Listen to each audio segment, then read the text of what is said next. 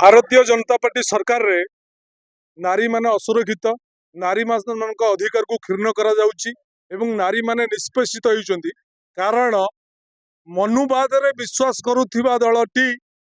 शासन क्षमता रे थिबा कारणरू नारी मानक उपरे अत्याचार नारी मानक निर्यातित करा जाउची एवं नारी मानक अधिकार दिया जाउनी सेहिति पई नवीन बाबू का आह्वान रे बिजू महिला जनता दल तरफरु बालिकुदा एरसमा निर्वाचन मंडली रे आज महिला मानक संगठित करा जाय प्रतिवाद सभा आयोजन करा जायतिला एवं दाबी पत्र महामान्य मान्यवर राष्ट्रपति के उद्देश्य रे एरसमा तहसीलदार के माध्यम रे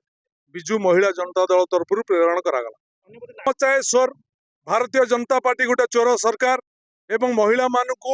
से अणदेखा करी महिला मानक निर्यातना दे महिला मानक अधिकार दबारे विफल होई से अन्य मानक ऊपर दोष न दिया चेष्टा करी गोटे करुची महिला आक्रोश सम्मिलन महिला आक्रोश सेमानक ऊपर अछि महिला माने सबुबेले नवीन बाबू सांगे अछंती नवीन बाबू सांगे रही महिला माने असुरक्षित आज राज्य रे 2 वर्ष शासन क्षमतार बीजेपी सरकार 48,000 रेजिस्टर्ड मामला विभिन्न थाना रे दाखल होइछि महिला मानक संपर्क रे ये होछि सरकार कीर्तिमान तेणु ये सरकार महिला विरोधी सरकार।